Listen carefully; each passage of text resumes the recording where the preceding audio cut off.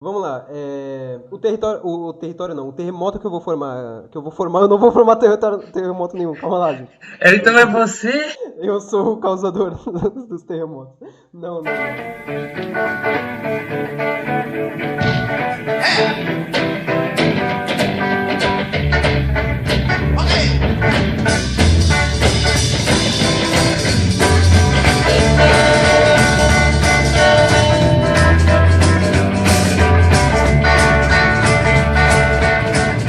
Olá pessoal, eu sou o Matheus Bahia e está começando agora o podcast Agora Pronto. O tema de hoje vai ser desastres naturais e sismologia, ou seja, tudo que envolve abalo sísmico aí e que altera as coisas aqui no nosso mundo, né? Bom, já me apresentei, sou o Matheus Bahia, vou passar a fala para meus amigos aí, posso se apresentar também. Olá, meu nome é João Victor. Tô aqui novamente para mais um dia, para mais uma sismologia. E vai Corinthians. Olá pessoas, eu sou Erisvaldo e Abalos Sísmicos seria um grande nome de banda de thrash metal dos anos 80. Também é um bom nome para exercício que você faz em academia. Abalo sísmico poderia ser tipo um agachamento com salto, só que gourmet, né? Bom, para falar sobre terremotos e abalos sísmicos e os fenômenos que estão assim, tipo, correlacionados no geral, a gente tem que entender um pouco sobre a estrutura do nosso planeta. E eu vou fazer aqui uma estruturação inversa.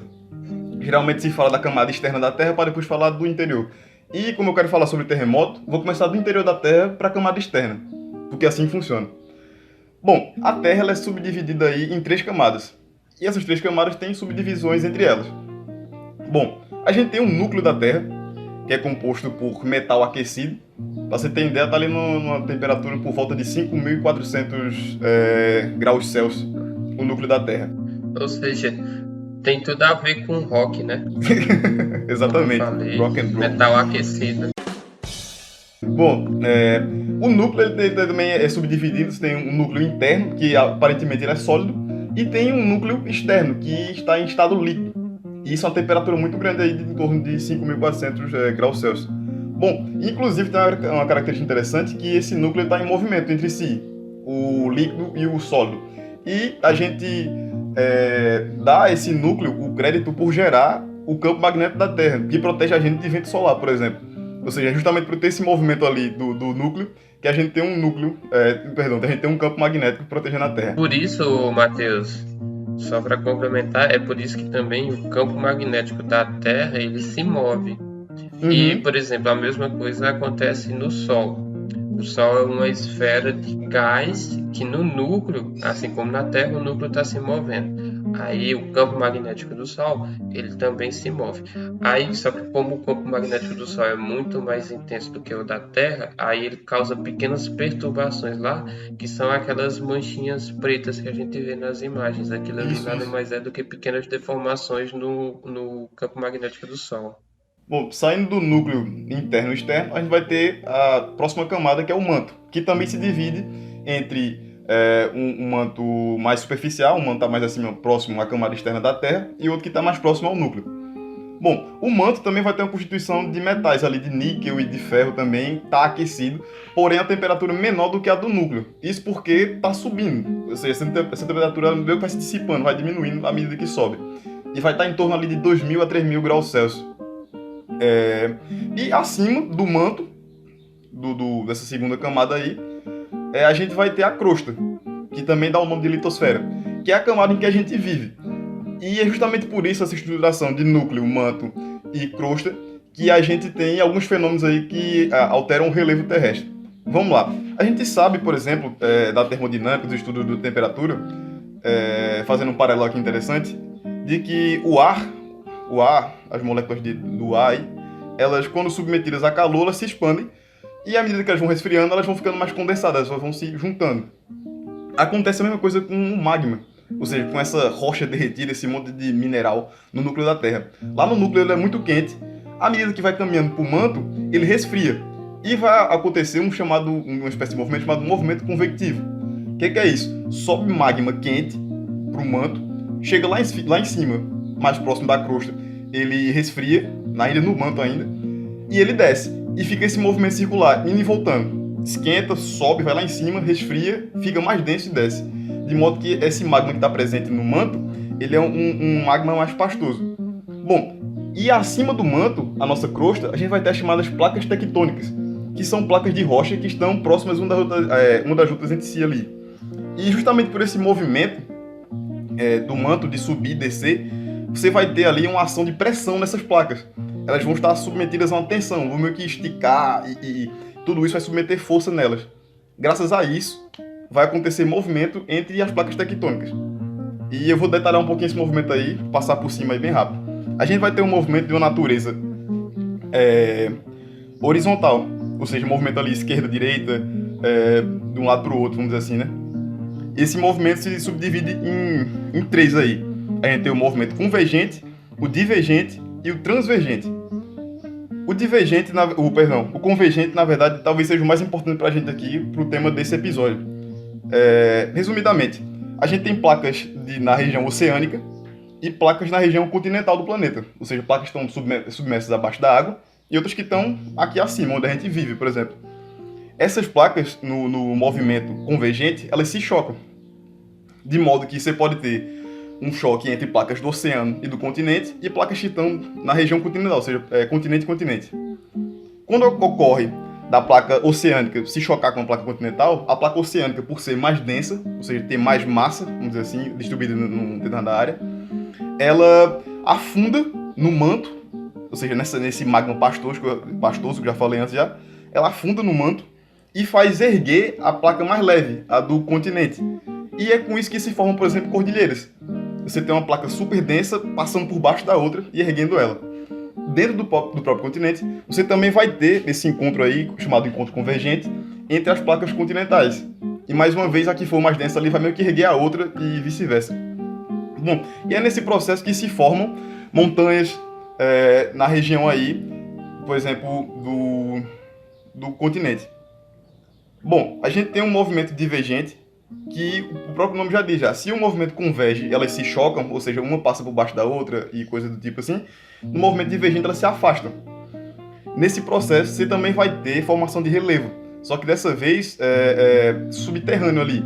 E é por isso, por exemplo, que se formam vulcões. Pode falar. É nesse movimento aí, por exemplo, que faz os continentes se afastarem, porque os continentes nada mais são do que ilhas gigantes. Isso. E eles estão se afastando. É esse movimento aí que faz. Isso, é o divergente. Inclusive, o afastamento entre a placa tectônica que formou a América e o da África é um movimento de afastamento.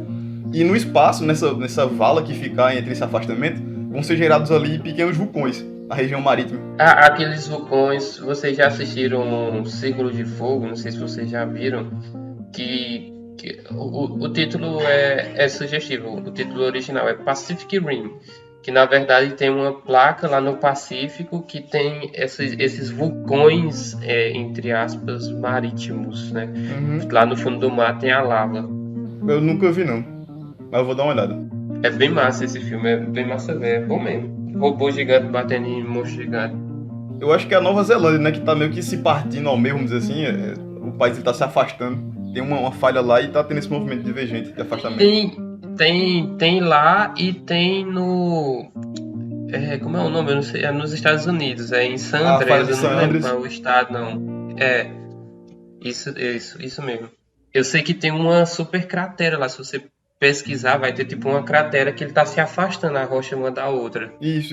Inclusive, eu vou falar desse aí já. Enfim, primeiramente a gente teve esse movimento convergente, que é onde elas se chocam, pode gerar montanhas. A gente teve agora esse movimento que eu falei agora, o divergente, onde elas se afastam e podem gerar ali a presença de magma, ou seja, experimento de magma, de lava, em regiões marítimas, ou seja, quando se afastam dois continentes, que é o caso, por exemplo, da América do Sul e da África. A gente também sabe que já foi tudo uma coisa só, foi a Pangeia, né? E aí houve o afastamento no geral. Enfim, e a gente tem o último movimento aí desses tipos de movimentos horizontais, que é o movimento transvergente, que é o que ocorre na falha de San Andreas. Você tem duas placas tectônicas que resvalam uma na outra. Sei lá, uma tá indo pra frente, outra tá indo pra trás. E esse movimento gera uma falha geológica na formação do país ali, no caso dos Estados Unidos. Uma espécie de vala bem comprida, assim, grandona. Bom, e a gente tem o último movimento, eu falei aqui do movimento horizontal, a gente também tem o movimento vertical de placa tectônica. Esse movimento, na verdade, ele não tem tanto a ver com o magma, mas tem mais a ver com questão de massa. A placa tectônica, eu vou imaginar que ela é tipo uma mesa. Se eu colocar, por exemplo, muito peso numa das extremidades de uma mesa, a tendência é que ela vai meio que virando. Se ela colocar tipo, muito peso mesmo assim na extremidade de uma mesa, a tendência é que ela vai meio que virar no lado que não tem nada. Vai ter uma ação de uma força num canto e vai erguer do outro. Acontece isso com placa tectônica. Você vai ter, por exemplo, imagina que nas estruturas que, sei lá, milhões de anos aí, você tem uma concentração de montanhas ali, de terra, de rochas, tudo num ponto só. Esse peso vai meio que afundar. E o que tiver do lado oposto vai se erguer. É um surgimento de terra. Bom, esses foram meio que os movimentos básicos aí de placa tectônica. E agora a gente pode entrar na parte de terremoto, porque tudo isso é uma consequência disso tudo. Eu falei lá no começo que você tinha esse movimento convectivo, ou seja, magma sobe e desce ali na região do manto. E isso aí exerce pressão. A gente sabe da física que se você coloca força numa determinada área, força sobre área, você vai ter pressão. E a placa tectônica, ela vai sofrer essa força por, sei lá, centenas de milhares de anos. A gente está falando de um movimento aí contínuo, né? De magma. Em algum momento, ela vai ceder essa força. E é justamente quando ela cede que a gente chega ao terremoto.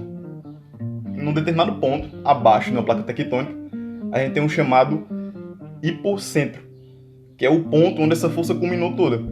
E essa força ela vai ser dissipada, vai ser transmitida essa energia dessa força ao longo da placa tectônica. Essa transmissão se dá pelas chamadas ondas sísmicas, que é o que a gente falou aqui, da sismologia, esse estudo de ondas sísmicas, que é uma onda mecânica. E a gente sabe da física que onda mecânica ela se propaga por meios físicos, né? Ou seja, ela necessita de um meio material para se propagar. Nesse caso, vai ser o que tiver em volta. Bom, essa energia gerada no hipocentro, ela vai para um outro ponto chamado epicentro. Acho que a gente já ouviu falar, já tipo disso, ouvindo no jornal e tal, tudo mais. O epicentro do terremoto. O epicentro vai ser o ponto de maior culminância dessas ondas aí, onde elas vão ter a maior intensidade, a maior força. E é onde geralmente vai ter o maior número de estragos. Como é que a gente consegue determinar um epicentro? Geralmente, esses epicentros vão acontecer nas falhas. Ou seja, a gente não consegue prever quando vai ter um terremoto, mas a gente sabe mais ou menos onde é que vai acontecer isso. Opa, se já aconteceu aqui, tem chance de acontecer de novo aí, porque é uma falha geológica, é um lugar onde já teve ocorrência. Até, por exemplo, no Brasil, não tem tanto essas falhas geológicas, então é mais difícil ter os terremotos. Uhum. E já, por exemplo, na América do Norte, é comum ter terremotos. Por exemplo, já teve desastres no México, no Haiti, nos próprios Estados Unidos. Isso, inclusive nosso continente, o Brasil está localizado no centro da placa. E, como eu falei antes aqui, do movimento convergente, né? O movimento convergente é quando você tem um choque ali. Não é tão brutal não, porque o movimento de placa tectônica ele não é tão rápido não, é mais lento. É um processo gradual de anos e anos. Mas no movimento convergente, você tem esse choque. É justamente aí que vão gerar as falhas geológicas, né? A criação de relevo aí diferente. E é justamente aí onde vai ter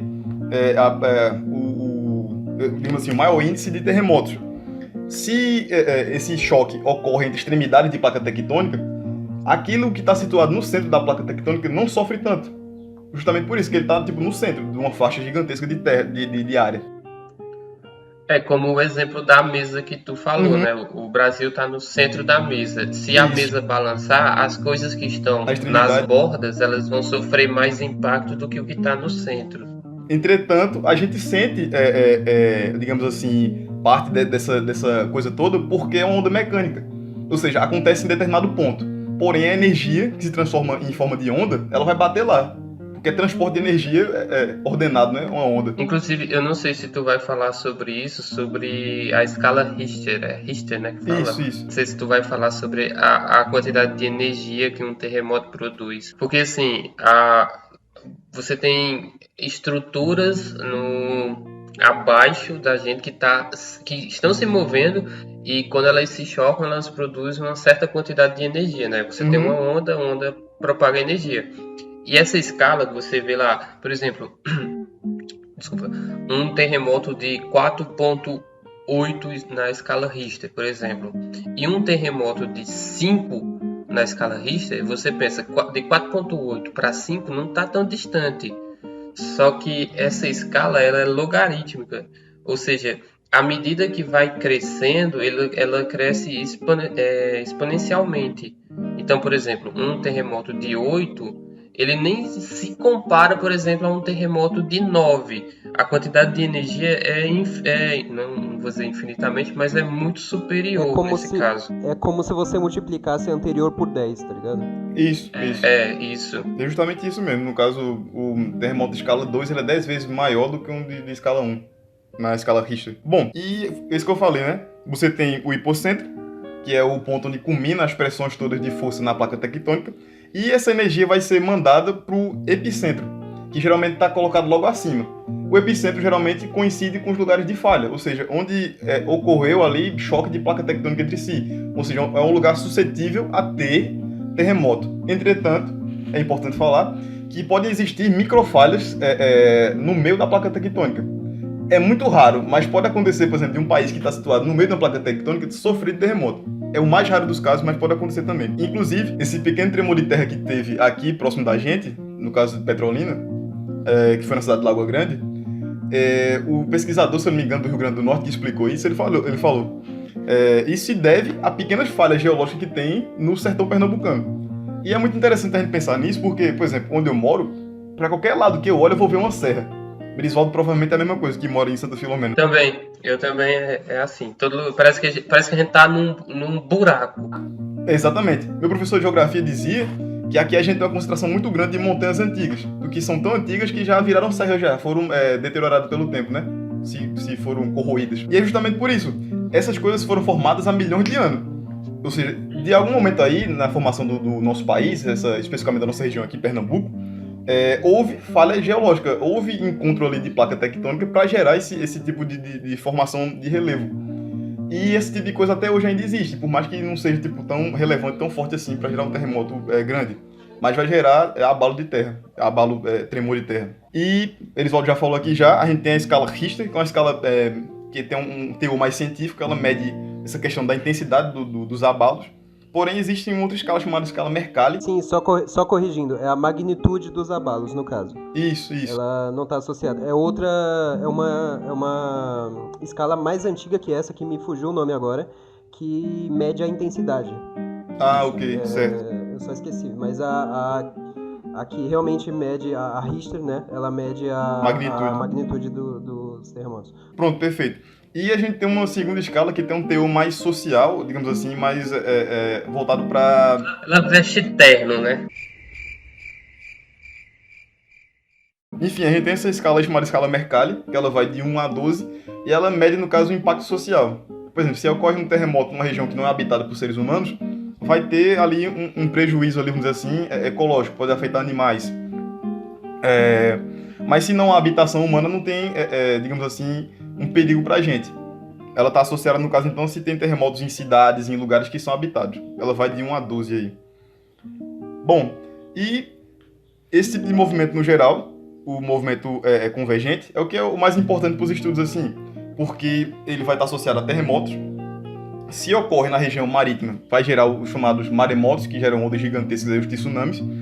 É muito comum quando tem ter outro, se for, por exemplo, numa região litorânea. No caso, se eu não me engano, em Portugal, quando teve um terremoto lá por volta de 1755, teve também um tsunami que pegou o país quase todo lá na faixa litorânea, lá onde o pessoal vivia, né? Mas é isso. E esse movimento convergente ele vai estar associado à criação, desenvolvimento do que a gente vai falar mais na frente, são os vulcões, né? Ou seja, você tem uma placa que é mais densa e ergue uma placa mais leve, vai gerar montanhas, vai gerar um monte de coisa e também vulcões. E é meio que isso. Os terremotos são consequência do movimento das placas tectônicas que estão à mercê do movimento desse magma lá embaixo, sempre empurrando ali e exercendo força. E nesse momento eu posso passar a palavra para João Vitor, que vai falar sobre casos aí que aconteceram, né?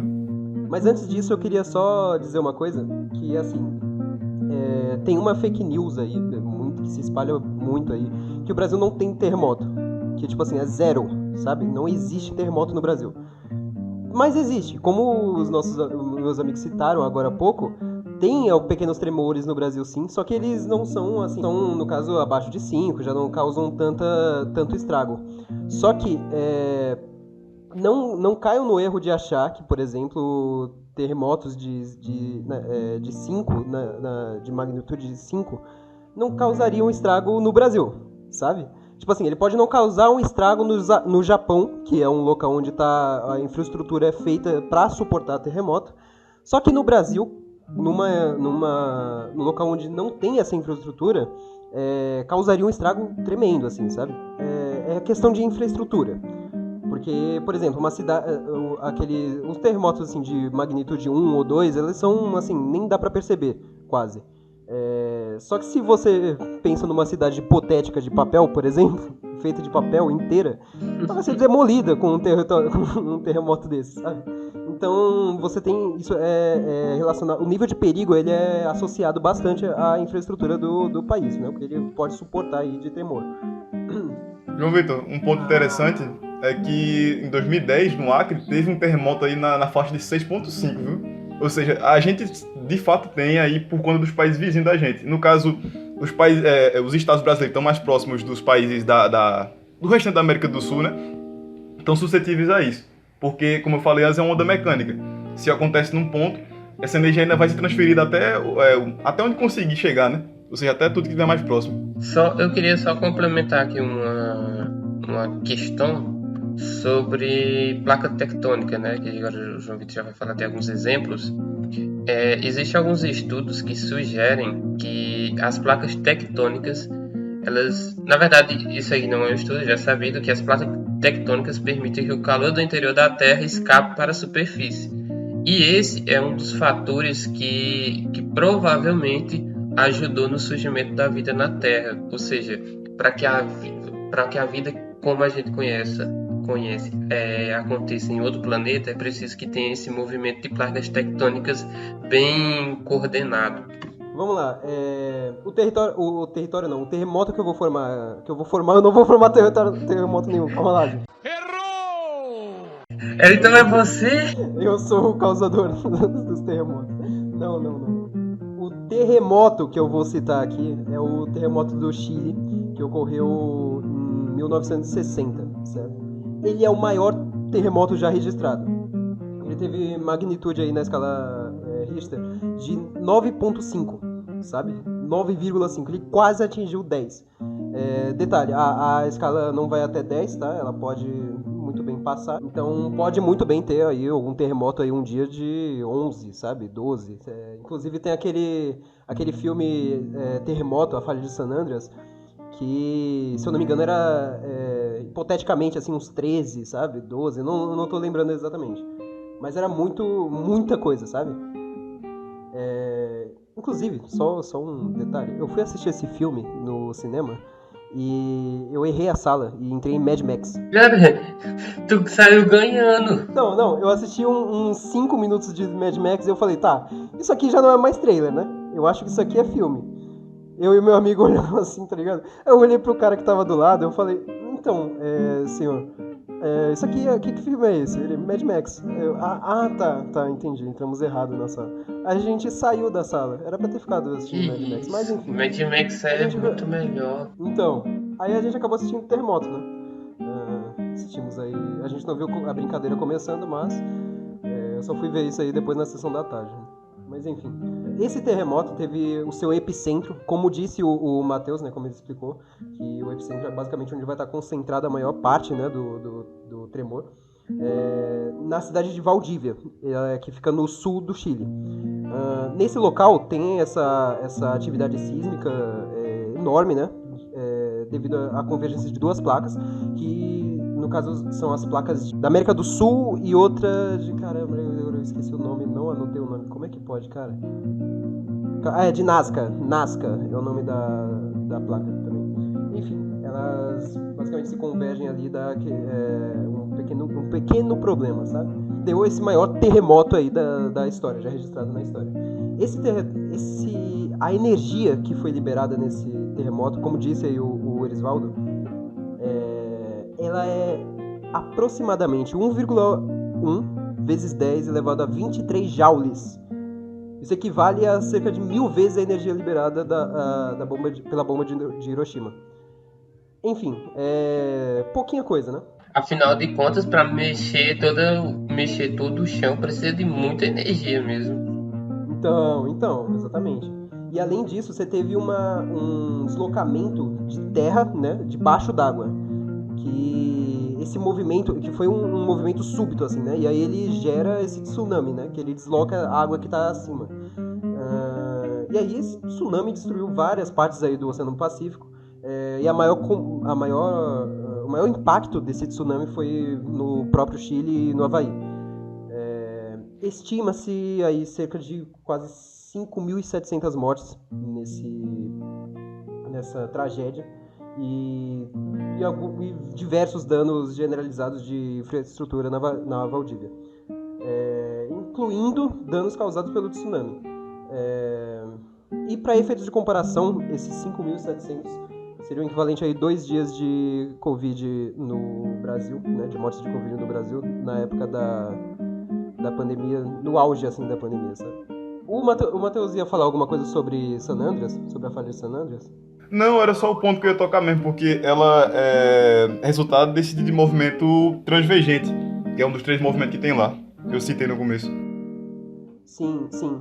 E tu tem meio que uma parte extensa assim dessa falha em San Andreas, e basicamente isso aí a gente consegue prever que vai acontecer a qualquer momento, sabe?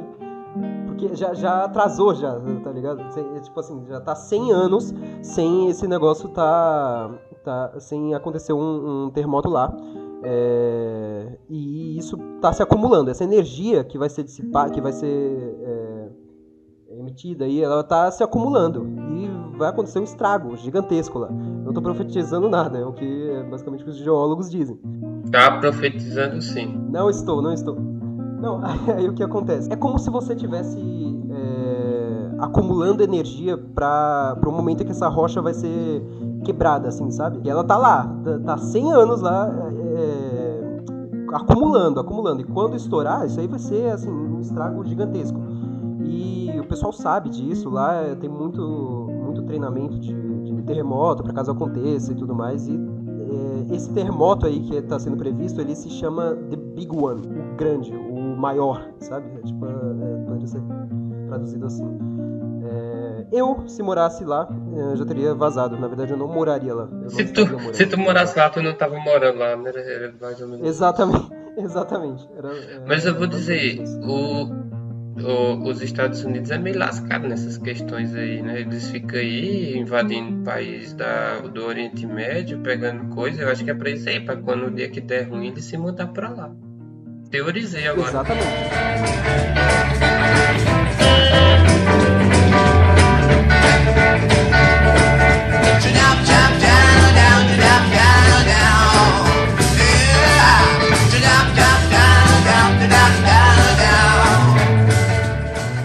Sim, e agora Elisvaldo vai entrar aqui com a parte de vulcões.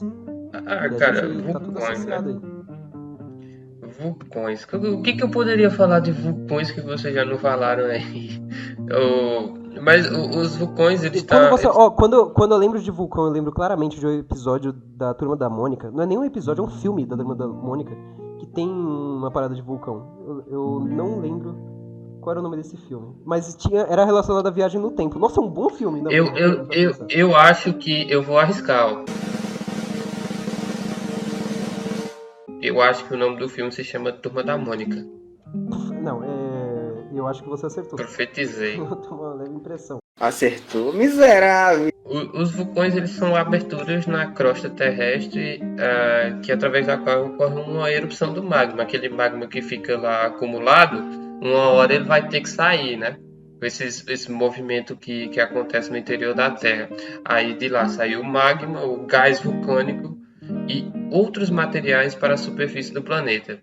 E eles são formados, né? Esses materiais são formados a partir de combinações dos processos geológicos e tectônicos, ou seja, tá tudo meio que tudo coexiste lá no interior da Terra, e em um momento essas coisas, tipo, eles estão num localzinho apertado ali, tá tudo num lugarzinho apertado. uma hora essas coisas elas vão se chocar. Quando elas se chocam, tem os terremotos. Quando elas se chocam debaixo d'água, tem os tsunamis. E quando elas se chocam, mas não sai outra coisa, aí tem que sair o magma. Aí o magma e esse gás vulcânico sai pelos vulcões. Aí, só para ser didático, existem diferentes tipos de vulcões. Os vulcões de escudo, é difícil explicar mais ou menos o que é um vulcão de escudo sem ter a imagem, já que o podcast aqui, nossos queridos ouvintes, eles não vão ter acesso à imagem, a não ser que eles vão no Google. Mas o vulcão escudo é basicamente... como é que eu posso dizer o que é um vulcão escudo, cara? Basicamente, ele tem uma pequena... Ele tem a cratera dentro do monte, né? O vulcão geralmente está no monte, ele tem uma cratera e aquela cratera protege a boca de onde sai a lava. Eu diria em uma explicação simplória que é assim. Existem os vulcões compostos ou extravulcões, que na verdade são mais de um vulcão junto ao mesmo tempo.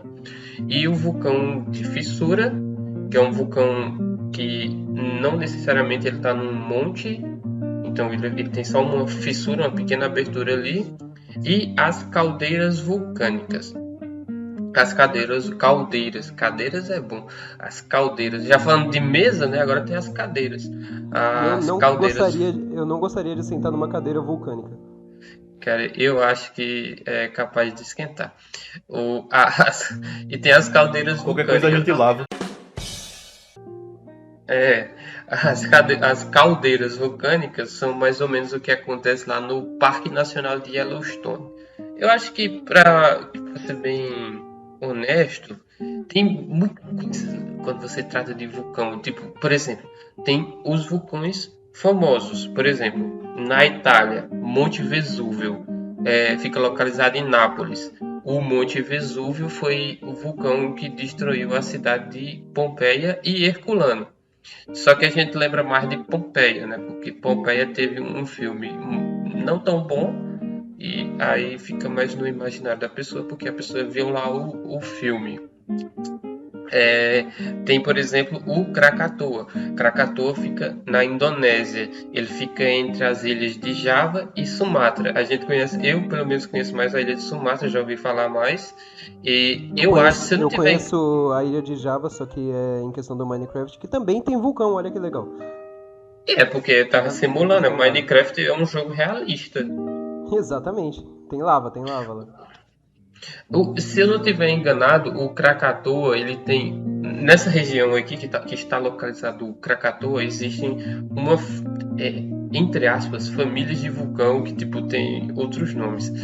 E esse Krakatoa, especificamente que eu estou citando aqui, que é o vulcão famoso, ele teve a última erupção em 1883, causando uma das maiores erupções vulcânicas registradas na história. Eu vou dar mais foco nele daqui a pouco, porque desses famosos eu separei 3 aqui para falar. Tem o Monte Santini na Grécia, que também é uma caldeira, ela é chamada de caldeira Sartorini, e eu falei Santini, não, é Santorini. Por que eu falei Santini? Eu não sei. Esse vulcão ele destruiu, quando ele entrou em erupção, no século 17 a.C., ele destruiu toda a ilha que estava lá. Aí tem o Monte Etna, na Itália, que fica na Sicília. Esse aí também eu acho que é um pouco famoso. O Monte Fuji, no Japão. O Monte Fuji, ele já apareceu em filme. Por exemplo, no filme Pacific Rim, se eu não estiver enganado, a batalha final acontece com eles caindo no Monte Fuji. Mas eu posso estar enganado porque faz uns 2 anos que eu assisti o filme, eu tenho uma memória um pouco ruim. Mas ele é um vulcão que em forma de cone simétrico e é num ponto turístico no Japão e tipo as pessoas vão para lá agora como ele está adormecido, né, as pessoas podem escalar e visitar e coisa e tal. Eu acho que era Pacific Rim 2. É muito citado em anime o Monte Fuji. É uma referência assim, pra muito episódio sobre água termal e coisa do tipo assim. Isso, isso.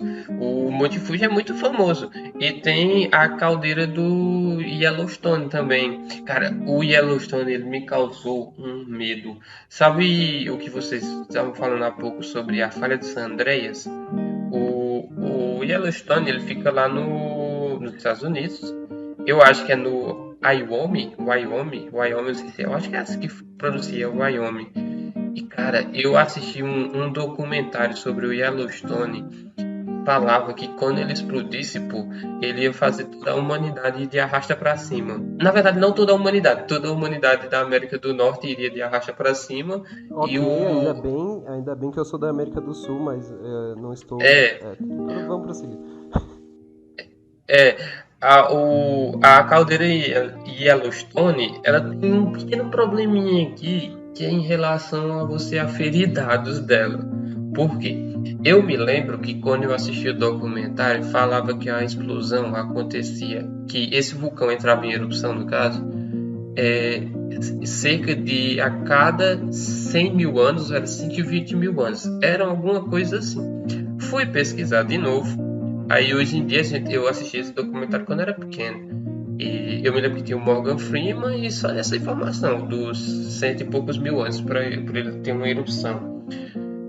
Aí eu fui pesquisar agora e, bom, no Wikipedia tá dizendo uma coisa, no nosso querido ChatGPT tá dizendo outra. Então eu ficou com algumas informações ficaram conflitantes, mas eu sei que ele se formou há mais ou menos 1,2 milhões de anos atrás e ele tem um período de explosões desde então. E essa explosão, assim como a falha de San Andreas, que sempre acontece num intervalo e já passou muito tempo sem que o desastre, a catástrofe já acontecesse de novo, a mesma coisa acontece com a caldeira de Yellowstone. Ela já tem, tipo, a gente tá uns 20 mil anos sem que a data marcada da explosão não aconteceu. Então, tipo, é possível que uma hora aconteça. E tanto é que é possível que uma hora aconteça que no fatídico filme 2012, não sei se vocês assistiram o filme 2012. Já assisti. Então, o filme de 2012, que falava lá do calendário maia, que era o apocalipse da humanidade, ele, na verdade, no filme, ele não trata dos maias, ele trata de uma explosão que começa no Yellowstone. A ideia é que é o seguinte, quando o Yellowstone entrar em erupção, primeiro ele vai ter uma grande explosão, porque ele é uma caldeira vulcânica subterrânea, ele vai ter uma explosão, essa explosão vai levar detritos para a atmosfera que vai tampar a entrada da luz solar. A palavra tampar é interessante. Ele não permite que aqueles resíduos que são jogados, aquele gás preto que é jogado, ele não permite que entre luz solar. Então, por exemplo, se não tem luz solar, vida, flora e fauna meio que já era, né? Porque os animais eles seguiam por questão de dia e noite, então meio que foi assim mais ou menos que é uma das teorias do porquê que os dinossauros foram extintos, né? Não foi necessariamente por causa do impacto do cometa, eu acho que era um cometa. Não foi necessariamente pelo impacto do meteoro, vou falar assim, porque só um momento aqui fazer uma aspas. Meteoro é todo e qualquer coisa, todo e qualquer fenômeno que acontece na atmosfera da Terra. Então, poderia ser um cometa ou um asteroide, eu não me lembro o que foi, então eu vou dizer que é um meteoro porque ele atingiu a atmosfera da Terra. E ele levantou aqueles resíduos, não permitiu que a luz solar entrasse. Sem luz solar, plantas que fazem fotossíntese não fizeram fotossíntese, animais que comiam plantas não tinham o que comer, morreram, animais que comiam outros animais não tinham o que comer, morreram. Uma das ideias do porquê que os dinossauros foram extintos. É a cadeia alimentar reversa, sabe? Isso, exatamente. Atualmente o Yellowstone ele está em estado de repouso, só que a atividade geotérmica na área, incluindo geysers e fontes termais, evidencia que existe algo lá. Isso aqui é muito famoso. Vocês já viram... Como é o nome daquele desenho do urso? Zé Colmeia. Vocês já viram o Zé Colmeia quando eram pequenos? Hoje em dia não passa mais. Já vi. O Zé Colmeia se passa lá naquele... É tipo um bosque, né, que tem lá. E aí tem os geysers. E tem aquele episódio do Pica-Pau muito bom. Que ele bota Ele tem um saco amarelo, laranja, até onde me lembro. Ele coloca um bolo. Aí o bolo tá tampando o geyser. Aí ele pega o bolo e diz: bolo de morango. Aí ele bota lá, vem o urso tira o bolo de morango de lá, vem um geyser e o geyser leva ele lá pra cima. Aí o Yellowstone tem essas questões, principalmente essas questões apocalípticas, né? Ele é um vulcão apocalíptico, eu diria. E como hoje em dia a gente usa o termo apocalíptico por causa do meme, então é bem sugestivo. Tem o outro vulcão que eu queria trazer, era o vulcão Krakatoa. O Krakatoa está localizado na Indonésia. Eu acho que eu já falei isso. Assim como eu pesquisei aqui rapidinho, o tsunami de 2004 também foi na Indonésia. E existe também outros vulcões na Indonésia. O que a gente pode pressupor que existe lá, eu não pesquisei isso, mas deve existir uma grande falha nas placas tectônicas lá da Indonésia. Como eu falei, está localizado em Sumatra e Java. E no ano de 1883, quando foi a última explosão, foi registrado a explosão mais intensa, sendo que o som da explosão foi ouvido a 4.800 km de distância. Existem relatos históricos que indicam que o som foi ouvido em locais distantes, como nas Ilhas Rodrigues, no Oceano Índico, e até mesmo na Austrália, que fica a mais ou menos 3.000 quilômetros, né? A Indonésia, no meu parco conhecimento sobre geografia, eu creio que a Indonésia esteja localizada no sul da Ásia, ou no sudeste da Ásia, se eu não estiver enganado. E a Austrália está na Oceania, então, o som foi ouvido em outro continente. Estima-se que o som tenha atingido um nível de 180 decibéis a 160 km de distância do vulcão. Só que aí tem um pequeno problema, né? Que o limite auditivo humano é em torno de 120 a 130. Meio que sons mais altos do que isso causam danos permanentes à audição. E essa erupção vulcânica causou, além do estrondo, ela também resultou numa série de outros efeitos devastadores, como tsunamis, nuvens de cinza vulcânicas e mudanças no clima global. Porque é o que eu falei. Quando você primeiro, tem várias questões a apontar aqui. A questão das cinzas vulcânicas. Eu não sei se vocês já ouviram falar, por exemplo, que as cinzas vulcânicas não pode andar de helicóptero nas cinzas vulcânicas. Não sei se vocês já viram isso. Nunca tinha ouvido, mas ainda bem que você me avisou que quando eu estiver andando de helicóptero por essa área aí, eu vou ficar de olho. Porque assim, o que acontece? Eu aprendi isso num filme que passava na sessão de sábado, quando eu era pequeno. Era um filme que tinha um vulcão, o vulcão entrava em erupção, ele injetava aquelas cinzas vulcânicas. Inclusive, só um adendo dentro do adendo, é que as cinzas vulcânicas causam aquela doença que é a maior palavra da língua portuguesa. Eu não consigo falar ela, então fica aí a dica. Você procura lá, maior palavra da língua portuguesa. Eu sei como é que fala. Fala aí. Pneumo ultramicroscópico silicovulcano-coniótico. Isso. Não é possível que ele disse isso sem gaguejar. As cinzas do vulcão causam exatamente isso aí que José Matheus falou. E isso aí é um adendo dentro do adendo. Agora, voltando para o adendo anterior, as cinzas vulcânicas elas saem muito quentes. Obviamente, porque elas saem de dentro do vulcão. Aí o que acontece? Como é que se forma, por exemplo, o vidro? Você precisa aquecer um material a temperaturas absurdamente altas para que o vidro comece a se formar, né? Então, aquele material vamos supor, quando você está expelindo o material de dentro do vulcão, aquela terra que está lá dentro, ela vai enrijecer, como, por exemplo, o vidro. E, por exemplo, pode atingir, por exemplo, se um helicóptero, um avião entra lá dentro, pode atingir ele e meio que atingir, vai lhe arrasta para cima também. Voltando, quando você tem uma grande explosão de fumaça e a fumaça naquela região tampa a entrada de luz solar, é mais ou menos o que acontece, é como se acontecesse um pequeno entre aspas, efeito estufa ali. A luz que entra, ela não consegue sair por causa da fumaça. E a luz que incide na fumaça não consegue entrar. Então, dependendo das condições, você pode ficar ou mais quente ou mais frio.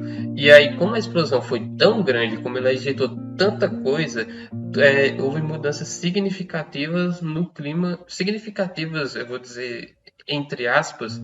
Primeiro porque a gente não tem tantos registros assim, porque foi 2 séculos atrás, né? Na verdade, não foi 2 séculos atrás, porque ainda não saiu em 2083, foram 2 séculos atrás. Mas foi, digamos, já se passaram 1 século e mais alguns anos, então não tinha tantos registros. Mas para as pessoas daquela região, os estudiosos que estudaram isso, disseram que houve mudanças que foram sentidas pela população. E esse aí foi o Krakatoa, né? Interessante o fato principalmente no caso do Krakatoa, interessante é o fato de ser o maior som que o ser humano já ouviu.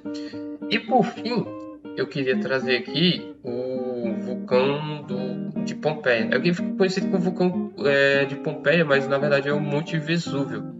Essa explosão aconteceu no ano 79 d.C. e teve impacto histórico, principalmente na cidade de Pompeia e nas áreas vizinhas.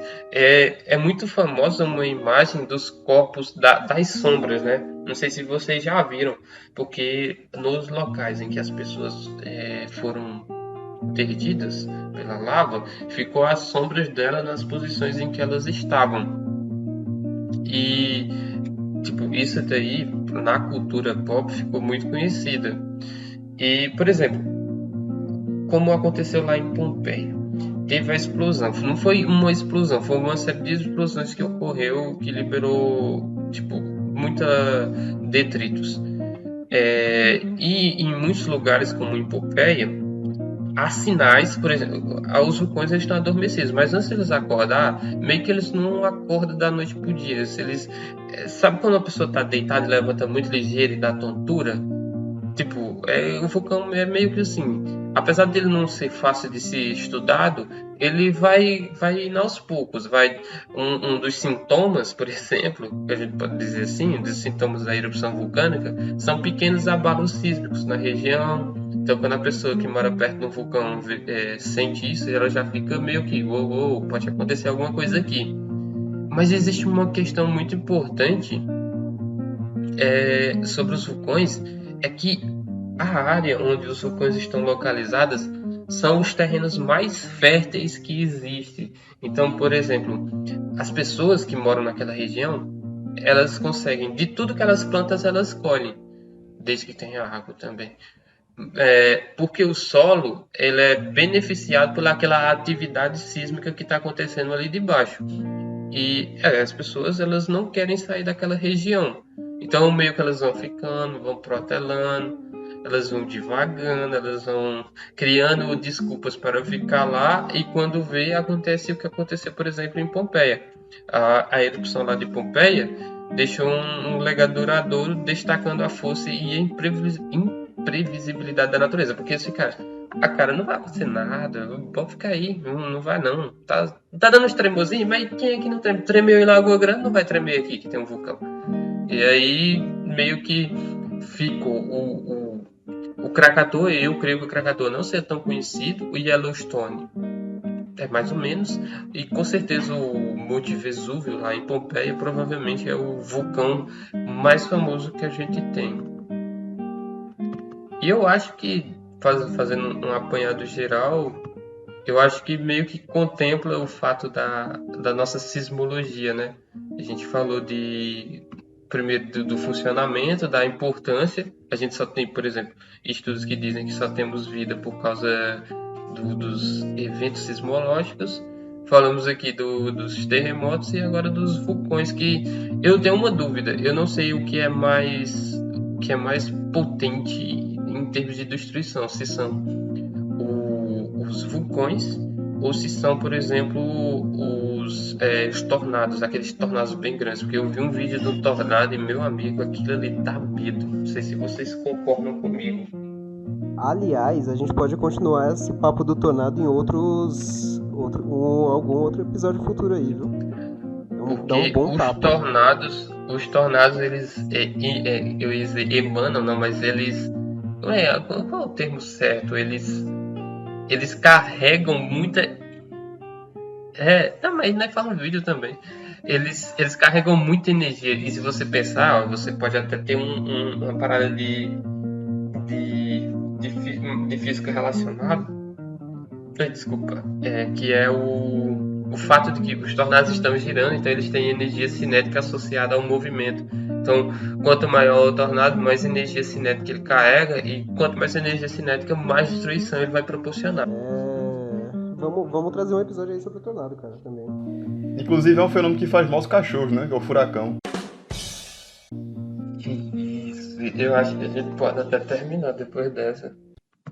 Depois dessa, eu acho que o episódio de hoje ficou muito bom. Acho que a gente pode concluir por aqui.